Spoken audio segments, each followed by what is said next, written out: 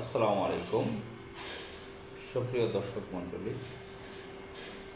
মাওলানা মামুনুল হক সেকুল হাদিস আল্লামা আজিজুল হক বাংলাদেশের প্রখ্যাত একজন আলেম, তার পুত্র। মাওলানা মামুনুল হক বিভিন্নভাবে আলোচিত বাংলাদেশের লক্ষ লক্ষ তরুণের কাছে তিনি প্রিয় একজন ব্যক্তি। সেটা বুঝতে পেরেছি বাংলাদেশের যে সামাজিক যোগাযোগ মাধ্যমগুলো চলছে এবং আমাদের সোসাইটিতে যে প্রভাব, সেখানে বুঝতে পারছি পালসটা দেখে যে বাংলাদেশের তরুণদের মধ্যেও তিনি জনপ্রিয়।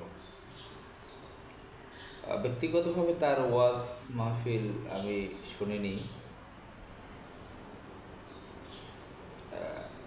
তবে যতটুকু জানি যে তিনি একজন জনপ্রিয় ব্যক্তি, একজন ইসলামিক স্কলার এবং উপমহাদেশের, শুধু বাংলাদেশের না, উপমহাদেশের বিখ্যাত প্রখ্যাত আলেম সেকুল হাদিস আল্লামা আজিজুল হকের ছেলে।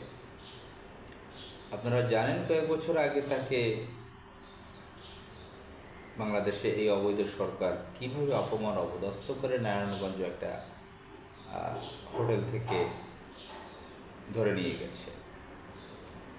তিনি বিশ্রামে ছিলেন, সারা বছর অনেক ব্যস্ততায় তিনি থাকেন। এই ব্যস্ততার মধ্যে তিনি তার স্ত্রীকে সময় দিয়েছিলেন, একটু বিশ্রামে গিয়েছিলেন একটা হোটেলে।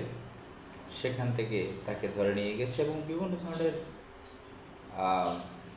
কুকথা, বাজে কথা তার বিরুদ্ধে প্রচার করেছে বাংলাদেশে ইন্ডিয়ান মিডিয়াগুলো এবং এই অবৈধ সরকারের প্রশাসন। আপনারা জানেন যে বাংলাদেশে ঢাকা শহরে বিভিন্ন জায়গায় মদের বার, বাংলাদেশে মদ আমদানিতে শুল্ক দিতে হয় না। ঢাকার গুলশান, বনানীতে এখানে সেখানে মদের বার। আমরা কয়েকদিন আগে দেখেছি 3 জন নারী মারামারি করছে অতিরিক্ত মদ খেয়ে গুলশানে। অথচ মামুনুল হকের মতন একজন মাওলানা, একজন আলেমকে তার বিরুদ্ধে মিথ্যা অভিযোগ দিয়ে তাকে ধরে নিয়ে গেছে এবং কয়েক বছর তাকে কারাগারে নির্যাতনের মধ্যে রাখা হয়েছে। এখন পর্যন্ত তাকে মুক্তি দেওয়া হয়নি। মুক্তি দেওয়া হবে বলে একটা কথা উঠেছে, সেটা নিয়ে বাংলাদেশের সামাজিক যোগাযোগ মাধ্যম গরম হয়ে উঠেছে। তার ভক্তরা, লক্ষ লক্ষ তরুণরা সেখানে উৎসাহ দেখিয়েছে।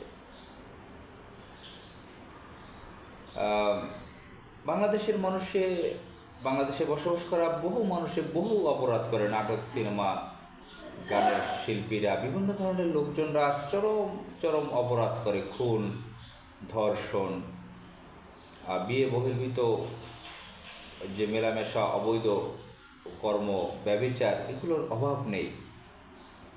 নানান কিছু তারা করে।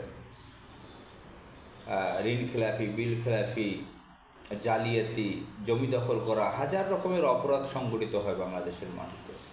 সে সমস্ত অপরাধীদেরকে না ধরে বাংলাদেশে এই Indian government, Indian agent government, তারা বাংলাদেশের নিরীহ মানুষদেরকে